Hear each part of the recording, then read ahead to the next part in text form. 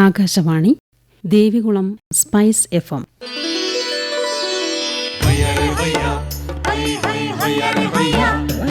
കിസാൻ വാണി.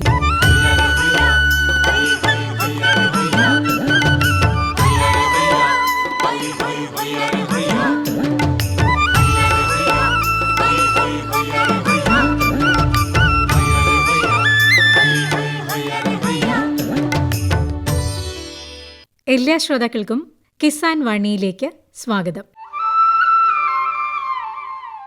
ഈ പരിപാടിയുടെ പ്രായോജകർ കേന്ദ്ര കൃഷി കർഷകക്ഷേമ മന്ത്രാലയം, ഭാരത സർക്കാർ.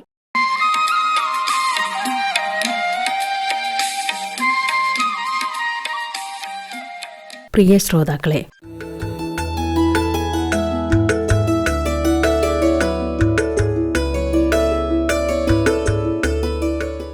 വാഴകൃഷിയിൽ സജീവമായി ശ്രദ്ധിക്കുന്ന കാമാക്ഷി ഗ്രാമപഞ്ചായത്തിലെ പാറക്കടവ് പ്രദേശത്തെ കർഷകനായ ശ്രീ മാത്യു ലൂക്കോസുമായി ശ്രീ ആന്റണി മുനിയറ നടത്തുന്ന അഭിമുഖമാണ് ഇന്നത്തെ കിസാൻ വാണിയിൽ. ഇടുക്കി ജില്ലയിലെ കാമാക്ഷി ഗ്രാമപഞ്ചായത്തിൽപ്പെട്ട പാറക്കടവ് എന്ന സ്ഥലത്താണ് ഇന്ന് കിസാൻ വാണി ടീം എത്തിയിട്ടുള്ളത്. ഇവിടേക്ക് എത്തുമ്പോൾ ചുറ്റുവട്ടത്തിലേക്ക് നോക്കുമ്പോൾ കുന്നും പുറങ്ങളായാലും താഴ്വാര മേഖലകളാണെങ്കിലും എല്ലാം ഫലസമൃദ്ധമാണ്. നാണ്യവിളകളാൽ, പച്ചക്കറികളാൽ വളരെ സജീവമായിട്ടുള്ള കാർഷിക പ്രവർത്തനങ്ങൾ നടത്തിക്കൊണ്ട് പോകുന്ന കർഷകരുള്ള ഒരു പ്രദേശമാണ് ഈ പാറക്കടവ് കാമാക്ഷി ഗ്രാമപഞ്ചായത്തിന്റെ പല പ്രദേശങ്ങളും. ഇന്ന് നമ്മോടൊപ്പമുള്ള ശ്രീ മാത്യു ലൂക്കോസ് പുളിമൂട്ടിൽ വർഷങ്ങൾക്ക് മുമ്പ് പാലായിൽ നിന്ന് കുടിയേറിയ ഒരു കുടുംബമാണ് അല്ലെ. ആ കുടിയേറിയ കാലഘട്ടമൊക്കെ താങ്കൾ ചെറിയ പ്രായമായിരുന്നു അല്ലേ? ഒന്ന് ഓർത്തെടുക്കാമോ? ആ കാലഘട്ടം ഇവിടേക്ക് എത്തിയപ്പോൾ ഉണ്ടായിരുന്ന കൃഷികൾ എന്തൊക്കെയായിരുന്നു? പ്രധാനമായിട്ടും വനം വെട്ടിത്തെളിഞ്ഞ പുതുവൽ കൃഷികൾ കാരിച്ചുട്ടോരോ വർഷവും കപ്പയും കരനെല്ലും കൃഷി ചെയ്തിരുന്ന സ്ഥലങ്ങളാണ്. പിന്നീട് കുരുമുളക് കൃഷിയിലേക്ക് തിരിഞ്ഞു. മുഖ്യവിള കുരുമുളക് കൃഷിയിലേക്ക് ആയി. അതോടൊപ്പം അനുബന്ധ വിളകളായ കാപ്പി, തെങ്ങ് ഇങ്ങനെയുള്ള കാര്യങ്ങളെല്ലാം കൃഷി ചെയ്ത് ഒരു പുതിയ കാഴ്ചപ്പാടിൽ കടന്നുവന്ന ജനസമൂഹമാണ് ഈ ഭാഗത്തുള്ളത്. അന്ന് ഇവിടേക്ക് വരുമ്പോൾ എങ്ങനെയാണ് ആളുകളൊക്കെ ഇവിടെ വെട്ടിക്കേറി വരിക, അല്ലെങ്കിൽ എൻക്രോച്ച് വെട്ടുക എന്നൊക്കെ പറയുന്ന ഒരു കാലം ഉണ്ടല്ലോ. ആ കാലഘട്ടത്തിലൊക്കെ ഇവിടെ വരുമ്പോൾ പ്രതികൂല കാലാവസ്ഥയാകും. കാട്ടുമൃഗങ്ങളുടെ ശല്യമൊക്കെ അന്നുണ്ടായിരുന്നു? അന്നുണ്ടായിരുന്നു. കാട്ടുമൃഗങ്ങളുടെ ശല്യം ഉണ്ടായിരുന്നു. കാട്ടുപന്നി, ആന. ഞങ്ങളൊക്കെ ഇവിടെ എത്തുന്നത് ഞങ്ങൾ കുഞ്ഞു പ്രായത്തിലാണ്. അതിനു മുമ്പേ ആനയുടെയൊക്കെ ശല്യം ഒഴിവായി പോയ കാലഘട്ടങ്ങളാണ്. കാട്ടുപന്നി ശല്യം, പിന്നെ ചെറിയ മൃഗങ്ങൾ, ഇങ്ങനെയുള്ളതിന്റെ ശല്യം ഉള്ള ആദ്യകാലമാണ് ചെറുപ്പത്തിൽ. പിന്നീട് അതെല്ലാം ക്ലിയറായി പുതിയ കൃഷികളിലേക്ക് തിരിഞ്ഞു. അങ്ങനെ മുന്നോട്ട് ജനജീവിതം കരിപ്പിടിപ്പിച്ച ഒരു മേഖലയാണിത്. എന്തായാലും നമുക്കറിയാം, പ്രതികൂല സാഹചര്യങ്ങളെയൊക്കെ അതിജീവിച്ചുകൊണ്ട് മുന്നോട്ട് പോകാനുള്ളൊരു കരുത്ത് മലയോര കർഷകർക്കുണ്ടായി എന്നുള്ളതിന്റെ തെളിവാണ് ഇത്തരത്തിലുള്ള പ്രവർത്തനങ്ങളൊക്കെ തന്നെ. പക്ഷേ കൃഷിയുടെ കാര്യത്തിലൊക്കെ കാലാനുസൃതമായ മാറ്റങ്ങൾ ഉണ്ടാകേണ്ടി വന്നു. അങ്ങനെ കാലാനുസൃതമായിട്ടുള്ള എന്തെല്ലാം മാറ്റങ്ങളാണ് ഉണ്ടായത്? എത്ര നാൾ നെൽകൃഷി, കരനെൽകൃഷിയൊക്കെ ഉണ്ടായിരുന്നു? എന്റെ ഓർമ്മയിൽ ഒരു 20 വർഷത്തേക്ക് കരനെൽകൃഷിയും പാടശേഖരങ്ങളിലുമുള്ള കൃഷിയും ഉണ്ടായിരുന്നു. അത് കഴിഞ്ഞ് അതൊക്കെ പരാജയങ്ങളുടെ ഭാഗത്തിലേക്ക് വഴിമാറേണ്ട വന്നു. നെൽകൃഷി ഒഴിവായി. നാണ്യവിളകളിലേക്ക് തിരിഞ്ഞപ്പോൾ കരനെൽകൃഷി ഒഴിവായി. കുരുമുളക്, കാപ്പി, ഏലം, ഇങ്ങനെ റബ്ബർ എന്നിവ കടന്നു വന്നു. അതിലേക്ക് ഇവിടുത്തെ കർഷകർ തിരിഞ്ഞു. പാടശേഖരങ്ങളിൽ ആദ്യകാലത്ത് കരിമ്പുണ്ടായിരുന്നു. കരിമ്പ് ഒഴിവായി നെൽകൃഷിയായിരുന്നു. പാടശേഖരങ്ങളിൽ നിന്ന് നെൽകൃഷി ഒഴിവായി ഏത്തവാഴ, പച്ചക്കറി, കപ്പ എന്നിവയിലേക്ക് തിരിഞ്ഞുകയാണുണ്ടായത്. ഈ ഒരു പരിവർത്തന കാലം എന്ന് പറയുന്നത് ഇനി ഒരിക്കലും നമുക്ക് മടങ്ങിപ്പോകാൻ പറ്റാത്തൊരു കാലമാണ് അല്ലേ? ഇനി ഒരിക്കലും നമുക്ക് നെൽകൃഷിയിലേക്ക് മടങ്ങിപ്പോകാൻ കഴിയില്ല. സാഹചര്യങ്ങൾ എല്ലാം മാറിയതനുസരിച്ച് നെൽകൃഷിയിലേക്ക് മടങ്ങാനുള്ള സാഹചര്യം ഈ ഭാഗത്ത് നിലനിൽക്കുന്നില്ല. മറ്റൊരു കാര്യമുള്ളത്, ആ കാലഘട്ടത്തിലുണ്ടായിരുന്ന ഏത് കൃഷികളൊക്കെയാണ് ഇപ്പോഴും ആളുകൾ തുടർന്നുകൊണ്ടു പോകുന്നത്? കപ്പ, മുഖ്യ ഭക്ഷ്യപദാർത്ഥമായ കപ്പ ഇപ്പോഴും നിലനിൽക്കുന്നു. അതുപോലെ ഏത്തവാഴ, പച്ചക്കറി ആദ്യകാലം മുതലുണ്ടായിരുന്നത് ഇപ്പോഴും തുടർന്നു പോകുന്നു. ഈ ഭാഗത്ത് നന്നായിട്ട് പച്ചക്കറി കൃഷികളും ഏത്തവാഴയും കൃഷി ചെയ്യപ്പെടുന്നുണ്ട്. മാത്യു ചേട്ടന്റെ ഒരു അനുഭവം വെച്ച് പറയുമ്പോൾ അങ്ങിപ്പോഴും വാഴകൃഷി ചെയ്യുന്ന ഒരാളാണ്. വാഴകൃഷി എത്രത്തോളം ചെയ്തിട്ടുണ്ട്? ഇപ്പൊ എത്രത്തോളം ഏരിയയിൽ വാഴകൃഷി ചെയ്യുന്നുണ്ട്? ഞാൻ ഒരേക്കർ സ്ഥലത്ത് മാറി മാറി കപ്പയും വാഴയും കൃഷി ചെയ്തുകൊണ്ടിരിക്കുന്ന ആളാണ്. ഒരു 24 വർഷത്തിന് മുകളിലായിട്ട് മുടങ്ങാതെ വാഴയും കപ്പയും കൃഷി ചെയ്യുന്ന ഒരു കർഷകനാണ് ഞാൻ. കാലാവസ്ഥ പ്രതികൂലമായപ്പോഴും കൃഷി പരാജയപ്പെട്ട സാഹചര്യങ്ങളുണ്ട്. പ്രളയകാലത്ത് വെള്ളം കയറിയപ്പോഴും, അതുപോലെ അതിവർഷം രൂക്ഷമാകുന്ന സമയങ്ങളിലും വാഴകൃഷി പരാജയത്തിലേക്ക് പോയിട്ടുണ്ട്. ബാക്കി സമയങ്ങളിൽ കുഴപ്പമില്ലാതെ മെച്ചപ്പെട്ട വാഴകൃഷി മുന്നോട്ട് പോകാൻ കഴിഞ്ഞിട്ടുണ്ട്. നിരന്തരമായി ശ്രദ്ധ വേണ്ട ഒരു കൃഷിയാണ് കപ്പകൃഷിയുമായി താരതമ്യപ്പെടുത്തുമ്പോൾ. വാഴകൃഷിയെ സംബന്ധിച്ചിടത്തോളം നട്ടാല് കുല വെട്ടുന്നത് വരെ നല്ല ശ്രദ്ധ വേണം അല്ലെ? അതിനനുസരിച്ചിട്ടുള്ള വരുമാനം കിട്ടുന്നുണ്ടോ? താങ്കൾ ഈ 1/4 നൂറ്റാണ്ട് കാലമായിട്ട് വാഴകൃഷിയിലും കപ്പകൃഷിയിലും ഏർപ്പെടുന്ന ഒരാളാണ്. ഏത്തവാഴ കൃഷി ശരാശരി മുഴുവൻ ശ്രദ്ധയോടുകൂടി ചെയ്തു പോയാൽ നഷ്ടമില്ലാതെ മുന്നോട്ട് പോകാൻ കഴിയുന്ന ഒരു കൃഷിയാണെന്ന് നിസ്സംശയം പറയാൻ പറ്റും. ചില വർഷങ്ങളിൽ മറ്റ് മേഖലകളിൽ നിന്നുള്ള തമിഴ്നാട് ഒരു പ്രതികൂലമാണ് ഇവിടെ കേരളത്തിലെ കർഷകരെ സംബന്ധിച്ച്.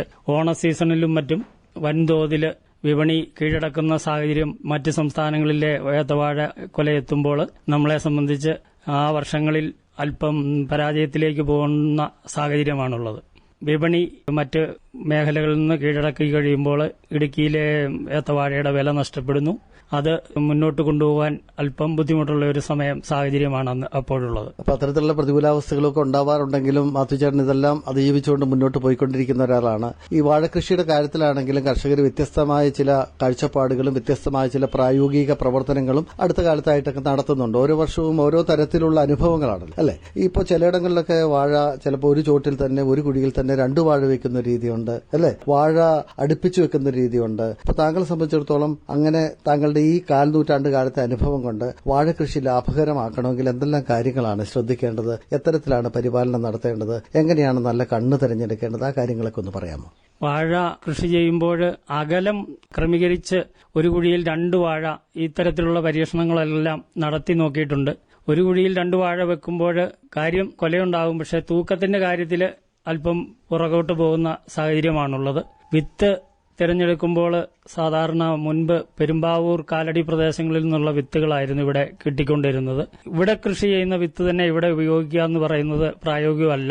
ആ വിത്ത് കേട് കൂടുതലാകാനും അടുത്ത കൃഷിയെ മോശാവസ്ഥയിലേക്ക് നയിക്കുവാനും സാധ്യതയുള്ളതുകൊണ്ട് മറ്റ് സ്ഥലങ്ങളിലെ വിത്താണ് ആശ്രയിക്കുക. ഇപ്പോൾ കൂടുതലായും ലഭിക്കുന്നത് തമിഴ്നാട് മേട്ടുപ്പാളയം വിത്ത് എന്നറിയപ്പെടുന്ന വിത്തുകളാണ്. അത് ടിഷ്യൂ കൾച്ചർ വാഴ കൃഷി ചെയ്തിട്ട് അതിന്റെ വിത്താണെന്ന് പറയാറുണ്ട്. ആ വിത്ത് അത്ര നല്ല ഒരു ഗുണമേന്മയാകുമെന്ന് പറയാൻ സാധിക്കുന്നില്ല. എങ്കിലും അങ്ങനെ കിട്ടുന്ന വിത്തുകളാണ് വാങ്ങിച്ച് അടുത്ത കൃഷിക്കായിട്ട് ഇവിടെ ഉപയോഗിക്കാറുള്ളത്. അങ്ങനെ കിട്ടുന്ന വിത്തുകളെ തെരഞ്ഞെടുത്ത് മെച്ചമുള്ള വിത്തുകളാണ് ഉപയോഗിക്കുക. അപ്പോൾ ഈ മേട്ടുപ്പാളയത്തെ വിത്താണ്. ഇപ്പൊ എനിക്കൊരു സംശയമുള്ളത്, കാമാക്ഷി പഞ്ചായത്തിലെ താങ്കളുടെ കൃഷിയിടത്തിലെ വാഴയുടെ വിത്തെടുക്കാതെ മറ്റൊരു പഞ്ചായത്തിലെ വിത്തെടുത്ത് അങ്ങനെ പരീക്ഷിച്ചിട്ടുണ്ടോ? മറ്റൊരു മേഖലയിൽ നിന്ന് നമ്മുടെ ജില്ല വിട്ടുപോകാതെ അങ്ങനെ നോക്കിയിട്ടുണ്ടോ? അങ്ങനെ നോക്കിയിട്ടുണ്ട്. മറ്റ് മേഖലകളിൽ നിന്ന് വിത്ത് കൊണ്ടുവന്ന് കൃഷി ചെയ്ത സാഹചര്യങ്ങളുമുണ്ട്. വലിയ കുഴപ്പമില്ലാതെ സാധാരണയായി കാണപ്പെടുന്നത് ഈ മണ്ണിൽ കൃഷി ചെയ്യാത്ത മറ്റൊരു മണ്ണിലെ വിത്ത് കൊണ്ടുവന്ന് ഉപയോഗിച്ചാൽ വിളവിനെ അത് നന്നായി കാണിക്കാറുണ്ട്.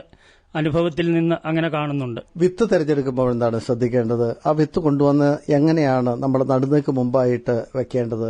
എത്ര നാൾ കഴിയുമ്പോൾ നടാൻ പറ്റും? ആ കാര്യങ്ങളൊക്കെ ഒന്ന് പറയാമോ? തെരഞ്ഞെടുത്ത വിത്തുകളെ ഒരുക്കി ഇപ്പോഴത്തെ അവസ്ഥയിൽ സ്യൂഡോമോണാസ് മുക്കി 1 ലിറ്ററിന് 200 ലിറ്റർ വെള്ളത്തിലാണെങ്കിൽ നമുക്ക് സ്യൂഡോമോണാസ് എന്തോരം ചേർക്കണം അങ്ങനെ നോക്കിയിട്ടുണ്ടോ?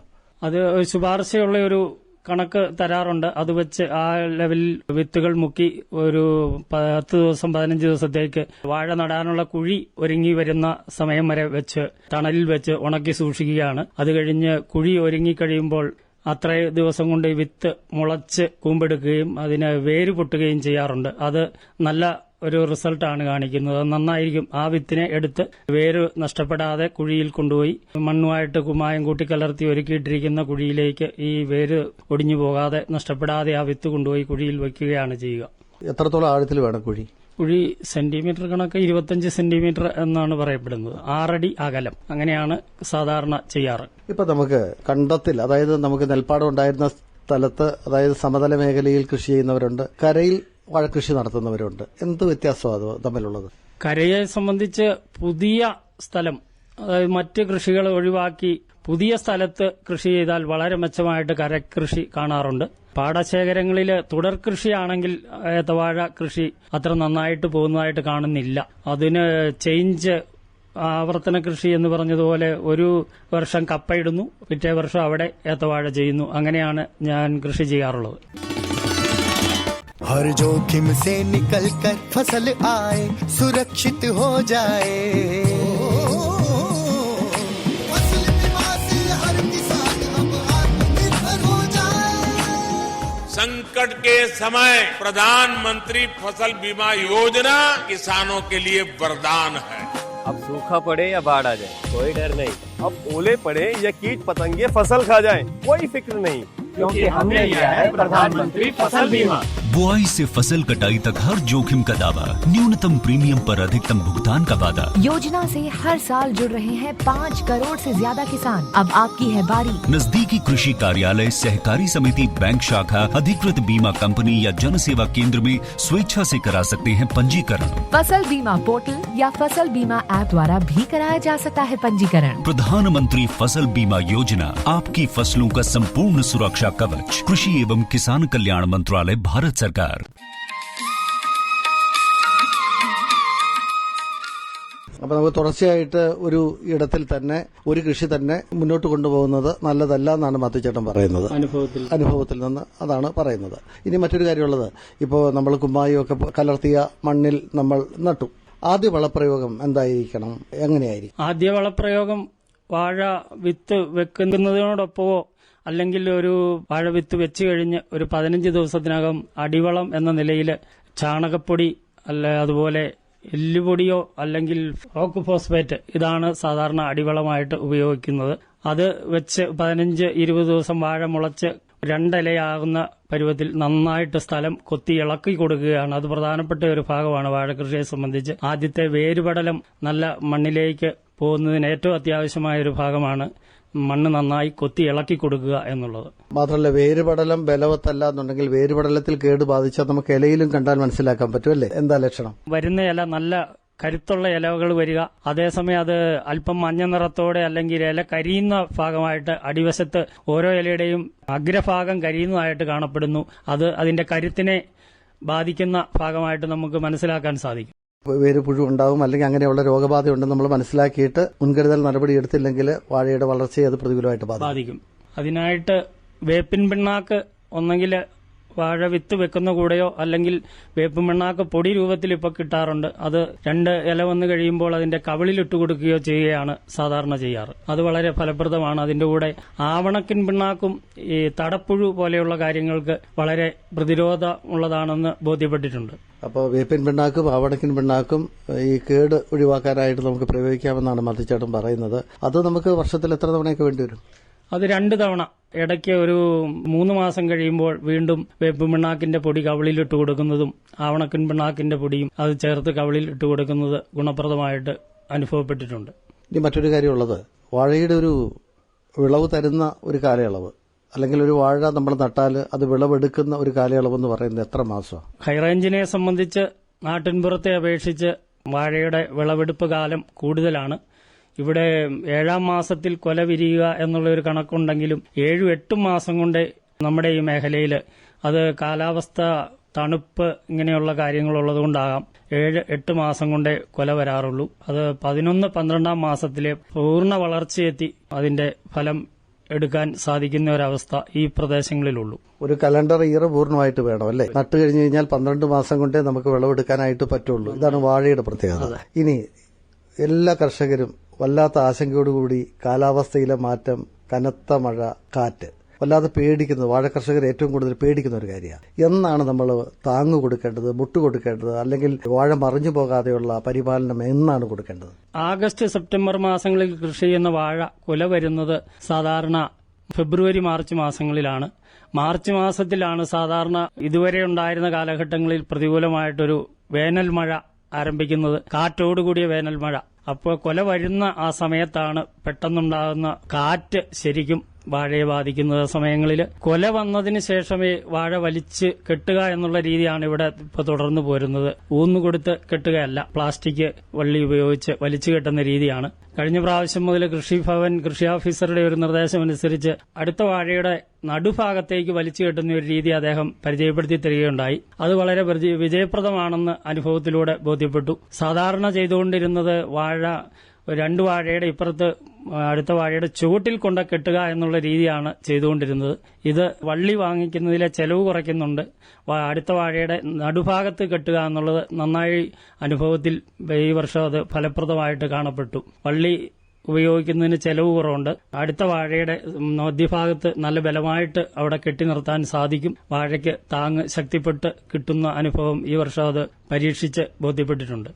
മുട്ട് കൊടുക്കുന്നില്ല ആളുകൾ? ഇല്ല, ഇപ്പം ഈ പ്രദേശങ്ങളിൽ മുട്ടുകൊടുക്കയില്ല. വാഴ വള്ളി കൊണ്ട് വലിച്ചു കെട്ടുന്ന അപ്പൊ രീതി എല്ലാ വാഴകളും പരസ്പരം സപ്പോർട്ട് ചെയ്ത് ഇങ്ങനെ കെട്ടി മറിഞ്ഞു പോകാൻ നോക്കുന്നു. അല്ലെ, വാഴ കുലച്ചു വന്നതിന് ശേഷമാണോ ചെയ്യുന്നത്, കുലയ്ക്കുന്നതിന് മുമ്പാണോ? കുലയ്ക്കുന്നതിന് മുമ്പ് വാഴ കെട്ടിക്കഴിഞ്ഞാൽ അതിന്റെ കഴുത്തുഭാഗം നമ്മൾ വലിച്ചു മുറുക്കി കഴുത്തിന് കയറിട്ട പോലെ നിൽക്കുന്നു. കൊല വന്ന് ചാടുന്ന കാര്യത്തിൽ വളരെ ഒരു ബുദ്ധിമുട്ട് അനുഭവപ്പെടുന്ന സ്ഥിതിയുണ്ട്. കൊല കൂമ്പ് ചാടിക്കഴിഞ്ഞിട്ടാണ് വള്ളി വലിച്ചു കെട്ടുക. തീർച്ചയായിട്ടും. അപ്പൊ അത്തരത്തിലാണ് പരിപാലനം. ഇങ്ങനെ നമ്മൾ വള്ളി വലിച്ചു കെട്ടിയാൽ കുലച്ചു കഴിഞ്ഞാൽ പിന്നെ എത്ര നാൾ കാത്തിരിക്കണം കുല വെട്ടാൻ?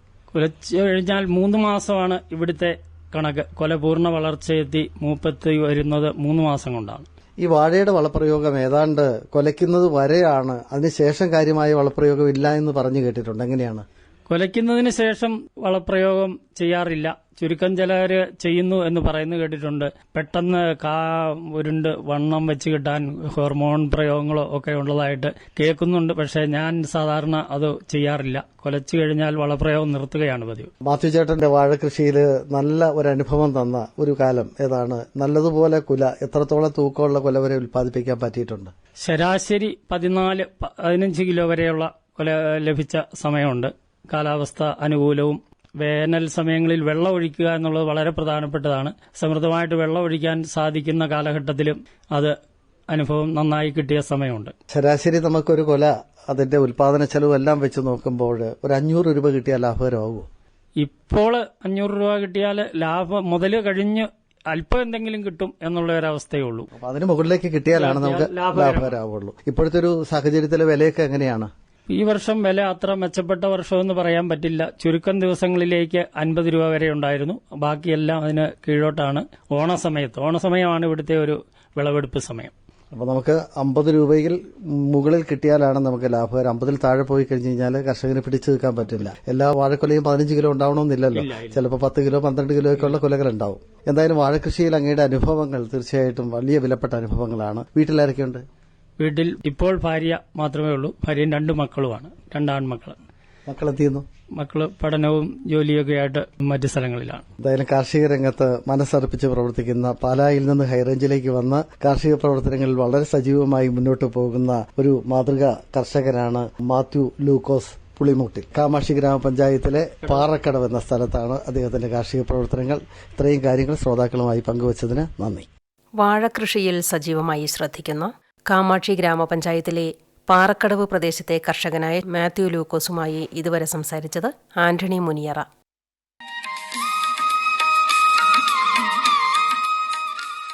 പ്രധാൻമന്ത്രി കിസാൻ സമ്മാൻ നിധി ഈ പദ്ധതിയിൻ കീഴിൽ 2 ഹെക്ടർ വരെ കൈവശ ഭൂമിയുള്ള കർഷക കുടുംബത്തിന് 6000 രൂപ പ്രതിവർഷം നൽകുന്നതായിരിക്കും. അർഹരായ കർഷകർക്ക് 2000 രൂപ വീതം 3 തവണകളായി നേരിട്ട് അവരുടെ അക്കൗണ്ടിൽ നിക്ഷേപിക്കുന്നതായിരിക്കും. ഈ ചെറുകിട നാമമാത്ര കർഷക കുടുംബങ്ങളെ സംസ്ഥാന സർക്കാർ തെരഞ്ഞെടുത്തുകൊണ്ടിരിക്കുകയാണ്. ഈ പദ്ധതിയുടെ മുഴുവൻ ചെലവും ഭാരത സർക്കാരാണ് വഹിക്കുന്നത്. പ്രധാനമന്ത്രി കിസാൻ സമ്മാൻ നിധി കർഷകരുടെ കൃഷിപരമായ പുതിയ അഭിമാനം. കൃഷി കർഷക ക്ഷേമ മന്ത്രാലയം, ഭാരത സർക്കാരിൽ നിന്ന് ജനതാൽപര്യാർത്ഥം.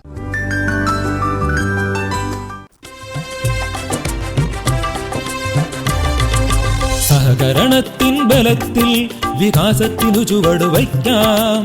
ജനപങ്കാളിത്തകരുത്തുമായി മുന്നോട്ടെന്നും നീങ്ങുക നാം. ജനകോടിയിൽ ഈ വിപ്ലവം ഉണർത്തിയല്ലോ വിശ്വാസം.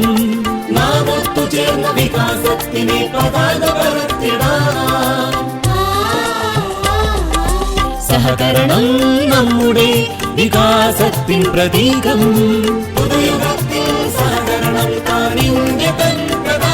കൃഷി മന്ത്രാലയം, ഭാരത സർക്കാരിൽ നിന്ന് ജനതാൽപര്യാർത്ഥം. ഈ പരിപാടിയുടെ പ്രായോജകർ കേന്ദ്ര കൃഷി കർഷകക്ഷേമ മന്ത്രാലയം, ഭാരത സർക്കാർ. എല്ലാ കിസാൻ വാണി ശ്രോതാക്കൾക്കും കൂപ്പുകൈ. भैया रे भैया, भैया रे भैया,